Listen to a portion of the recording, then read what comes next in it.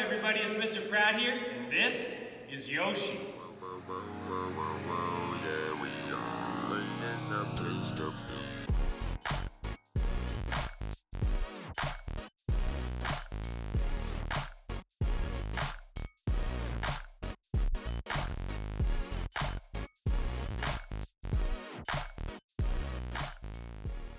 So as you know, I'm always bringing you accessible, modifiable, and engaging content for in the gym, at home, and in the classroom. Today we're featuring a game called Yoshi, another great minimal equipment game that's great for all ages and easy to set up and learn. This is a game that can be played at recess, in phys ed class in a gym, or better yet, taken onto the field outside.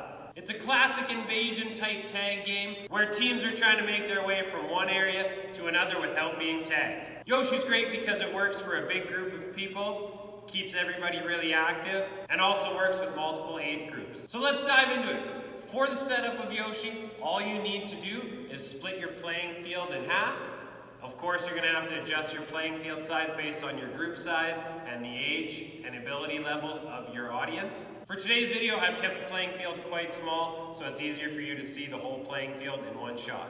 Alright, so as you can see here, Yoshi has a very simple setup. We have a red box on one team's side of the playing field. We have blue cones separating the gym into two halves.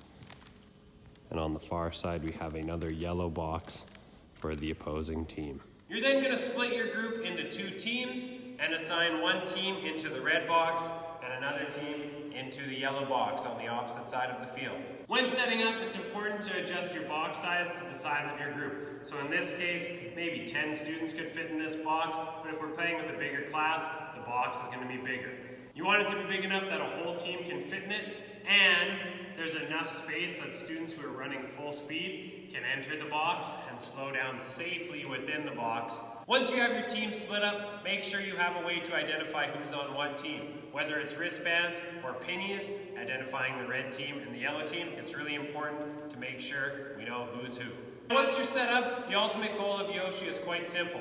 If you start in the red box, your job is to try and get your whole team into the yellow box before the team in the yellow box gets into the red box. It's also important to note that when you're entering a box, you can enter it from any direction. So whether it's from the front of the box and you just come straight across center into the front, or it's moving around the sides, or even coming in the back, you can enter the box in any way. Sounds simple, but of course, with every game, there's a few more twists to make it fun and engaging. So if I'm on the team that starts in the red box, as I'm making my way across the gym, as soon as I cross the center line, the blue cones there, I can be tagged by any member of the team that started in the yellow box, okay? And the same can be said for people who are starting in the yellow box trying to make their way into the red box. As soon as you cross that center line, anybody on the other team can tag you. If you're not tagged, your job is simple. Run across the center line, get into that box, and wait in there until everybody else in your team gets there. Now, if you are tagged, that's where the game gets a little more interesting. If I'm on the team that started in the red box and I make my way across the center line and I am tagged by someone on the yellow team, I need to sit down where I was tagged. The only way I can be free to play again is if somebody from my team that started in the red box comes across the center line and gives me a high five. We are then both going to put our hands on our head and make our way back to our side of the gym. And once we're on our side of the gym or playing field, we can continue trying to go back to the yellow box. If at any point in the game, everybody who started in the red box on this team makes it into the yellow box on the other side, they would be the winners. Okay, and the same would go for if everybody on the yellow team in the yellow box made it into the red box, they would win. However, it's unlikely this is going to happen because there's lots of taggers, there's always going to be people getting tagged, and it's rare for the game to end before the teacher or the leader forces it to end. And here's how that would happen. At any point in the game, the leader can call out, Yoshi! If at any point in the game Yoshi is called, all tagging stops, and it's a free-for-all sprint to the two boxes. So anybody who started in the red box would drop what they're doing, and they're going to sprint as fast as they can to the yellow box. People who started in the yellow box would be doing the opposite towards the red box. The disadvantage of being tagged is if, when a Yoshi's called, if I was sitting down, let's say I was on the yellow team, and I was trying to get into the red box and I was tagged here, I'm sitting down. And when a Yoshi is called, I am not allowed to get up and just go straight to the red box. I have to do what's called tagging up. So I would get up, I have to run all the way to the center line, tag the center line, and then I can make my way into the red box.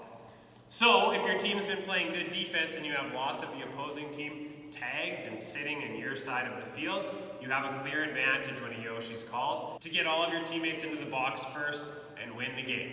Now it's important to note a few things. Number one, it's not very fun to just stand in a box and wait around for a minute or two.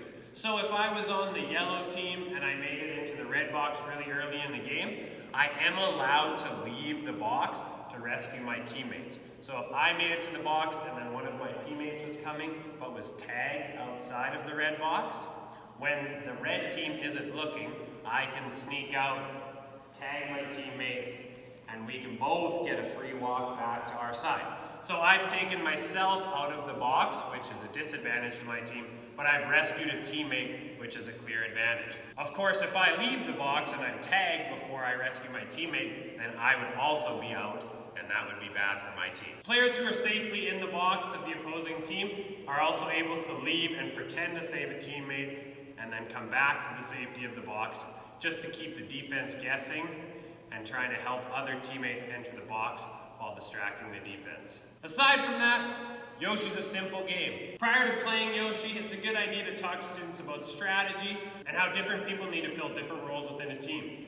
If everybody on your team just tries to run to the other box and you have nobody defending, probably not the best strategy. Keeping everybody defending the box with nobody running also isn't great. So talking about how you're going to assign roles, how you're going to work on strategies, maybe trying to get some of your slower students to the box first and your faster students towards the end.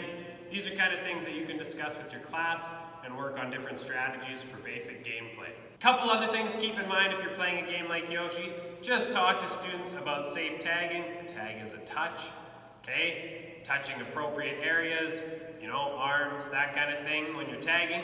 And of course, not puppy guarding, as the students usually call it. So when I'm playing defense, I can't just be standing right outside my box guarding it. I usually tell students they have to be about 1 meter or 2 big steps away from anything they're guarding, whether it's a person who has been tagged, the box they're trying to protect, or staying away from walls, obstacles, boundaries, that kind of stuff. Of course, reminding students about spatial awareness and control of their body is always important in tag games as well. Having them keep their head up when they're running, ensuring they're at a speed that they can control their body, start and stop, and staying on their feet are important reminders that I use in my class when I'm playing games like Yoshi.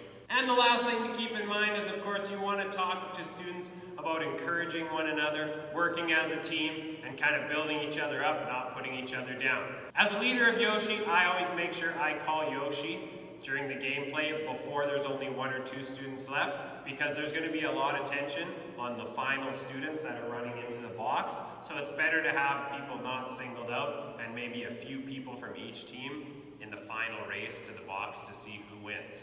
There's going to be a lot of pressure on those final people, so it's good to have them working as a group as opposed to individuals, so nobody's getting upset. Alright everyone, so that about does it for Yoshi.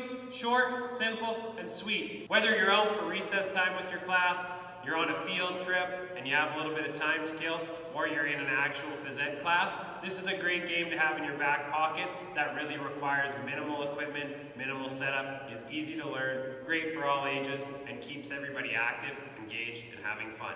If you enjoyed this video, please remember to hit that subscribe button down there, sign up for notifications so you can be the first to see my weekly content, like, and share away. I always love seeing your comments below as well. But for now, this is Mr. Pratt signing off from Yoshi.